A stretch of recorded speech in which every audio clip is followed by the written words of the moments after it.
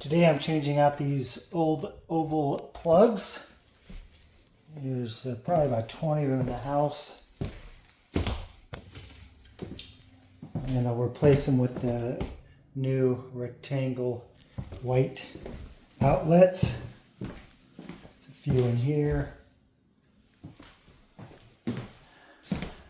Another one over there. And pretty much on every wall in the bedrooms. In the dining room there is 2 of them.